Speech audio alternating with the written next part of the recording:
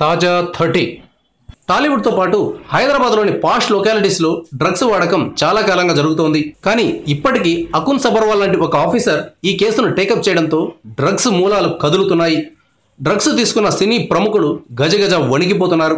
ఒక్కొక్కరిని 10 నుంచి 12 గంటల పాటు విచారిస్తున్నారు. పెద్ద పెద్ద వాళ్ళను కదిలిస్తున్నప్పుడు పోలీస్ ఆఫీసర్లకు, సిబిఐ ఆఫీసర్లకు బెదిరింపులు వస్తూ ఉంటాయి. Excise enforcement director Akun Sabharwal కూడా ఈ బెదిరింపులు తప్పడం లేదు.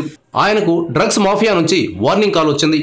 నువ్వెక్కడుంటావో మాకు తెలుసు, మీ పిల్లలు ఎక్కడ చదువుతున్నారో కూడా మాకు తెలుసు, ఈ కేసులో ఇంకా ముందుకెళితే కష్టాలు కొని తెచ్చుకుంటావు జాగ్రత్త అని ఫోన్లో బెదిరించినట్లుగా మీడియాలో వార్తలు వస్తున్నాయి. వాయిస్ ఓవర్ ఇంటర్నెట్ ప్రోటోకాల్ ద్వారా ఈ బెదిరింపు కాల్ వచ్చినట్లు అధికారులు గుర్తించారు. అంతర్జాతీయ డ్రగ్స్ మాఫియా ఈ ఫోన్ కాల్ చేసి ఉంటుందని భావిస్తున్నారు. హైదరాబాద్ ఇప్పటిదాకా డ్రగ్స్కు సేఫెస్ట్ ప్లేస్గా ఉంది. సినిమా రంగం, ఐటీ రంగం పెనవేసుకుపోయిన నగరం కావడంతో ఇక్కడ డ్రగ్స్ అమ్మకాలు 3 పూలు 6 కాయలు అన్నట్లు సాగుతున్నాయి. ఏకంగా 16 పబ్బుల్లో డ్రగ్స్ అమ్ముతున్నట్లు పోలీసులు అనుమానించి నోటీసులు జారీ చేశారు. ఇంత విస్తృతంగా డ్రగ్స్ వ్యాపించడం వల్లే స్కూల్ పిల్లలు కూడా మాదక ద్రవ్యాలకు అలవాటు పడుతున్నారు. ఇంత విషవృక్షంలా పేరుకుపోయిన డ్రగ్స్ వ్యవహారాన్ని ఛేదిస్తున్నప్పుడు ఇలాంటి బెదిరింపు కాల్స్ పెద్ద విషయం కాదు.